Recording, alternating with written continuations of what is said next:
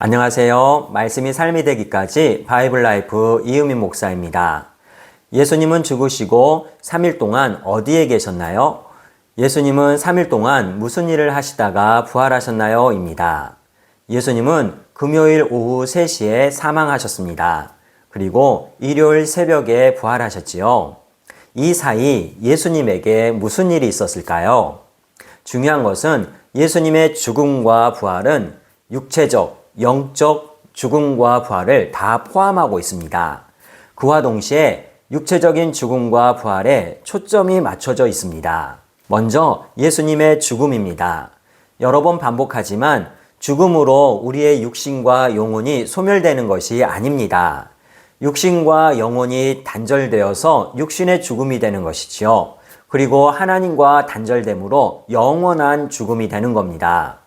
예수님은 십자가에서 육신과 영혼이 단절되었습니다. 그리고 예수님께서 아버지여 아버지여 어찌하여 나를 버리셨나이까 라고 절규하셨던 것처럼 하나님께 버림당하셨습니다.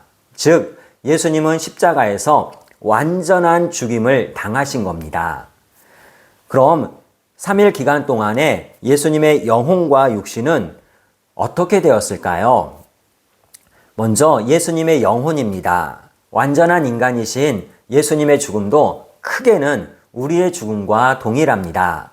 죽음과 동시에 육신은 흙으로, 영혼은 하나님 나라로 갑니다.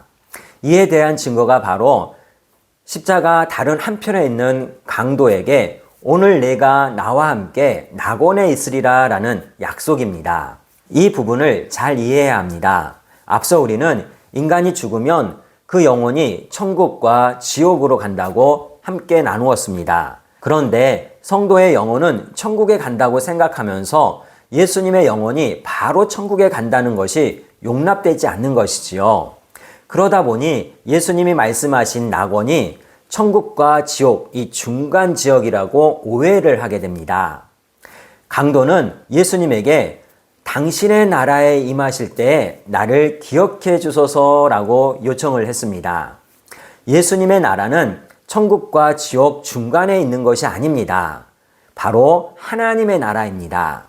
그리고 이 낙원이라는 말은 예수님뿐만 아니라 바울 사도와 요한 사도도 사용했습니다.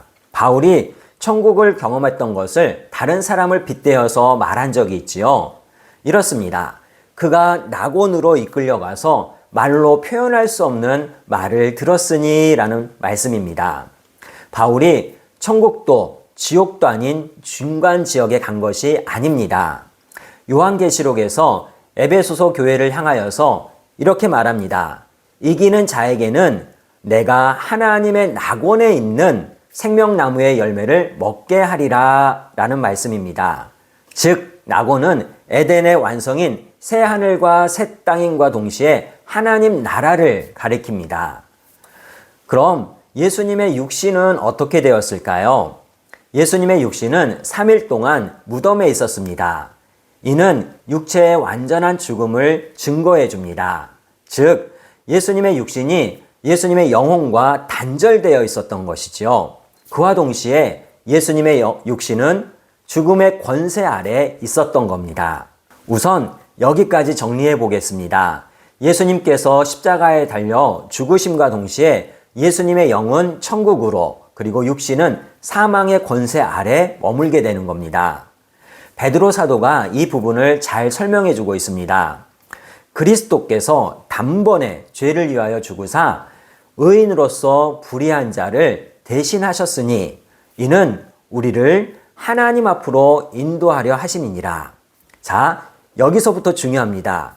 육체로는 죽임을 당하시고 영으로는 살리심을 받으셨으니 그가 또한 영으로 가서 옥에 있는 영들에게 선포하시니라. 예수님께서 십자가에 죽으셨을 때 몸으로는 죽으셨지만 영으로는 살아나신 겁니다. 그리고 예수님의 영은 감옥에 있는 영들을 찾아가서 기쁨의 소식을 선포하셨지요. 이 말은 오실 예수님을 거부하고 지옥으로 간 영혼들에게 하나님의 약속이 성취되었음을 확실하게 증거해 주신 겁니다. 이제 예수님의 부활에 대해서 함께 나눠보겠습니다. 예수님의 부활은 육신의 부활에 초점이 맞춰져 있습니다. 더 나아가서 부활에는 두 종류가 있습니다. 첫째는 생명의 부활, 그리고 둘째는 죽음의 부활입니다. 오해하시면 안 됩니다. 예수님을 믿는 사람만 부활하는 것이 아닙니다. 아담의 범죄 이후 죽은 모든 사람들은 다 부활합니다. 중요한 것은 하나님과 함께 영원토록 영광의 삶을 살기 위해 부활하는 생명의 부활이 있습니다. 그리고 하나님과 모든 사람들 앞에서 심판을 받은 후에 하나님과 영원히 단절되는 죽음의 부활이 있습니다. 예수님의 부활은 바로 생명의 부활입니다. 특히 육신이 사망의 권세를 벗어난 부활입니다. 좀 더 자세히 살펴보면은 예수님의 부활은 고난받고 죽은 그 몸이 예수님의 영혼과 연합되어지는 것이죠. 그렇게 다시 살아나신 겁니다. 그런데 예수님께서 부활하신 몸에는 특징이 있습니다. 분명 고난받아 죽은 몸이지만 더 이상 이 세상의 연약함에 매인 불완전한 몸은 아닙니다.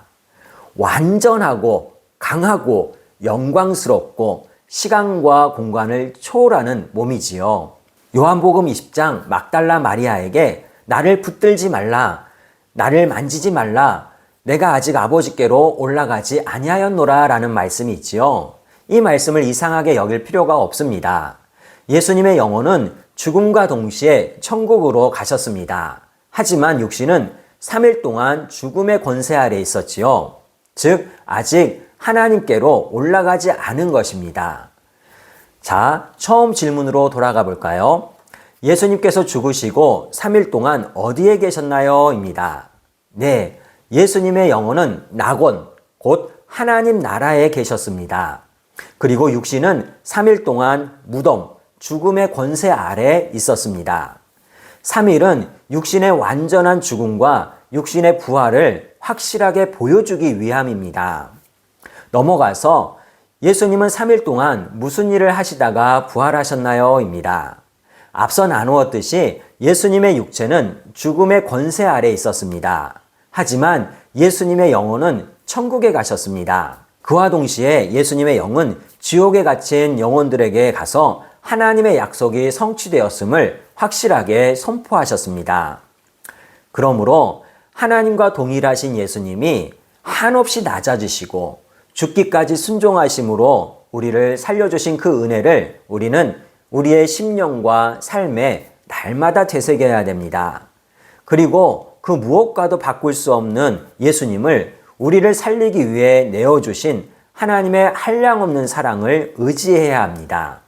더 나아가서 성령님께서 이 모든 것을 믿어지게 하셨다면 그 은혜와 사랑을 풍성히 누리시면 됩니다. 부활을 소망하고 그 은혜와 사랑을 누리고 나누는 우리 모두가 되시기를 주님의 이름으로 축복하고 소망합니다.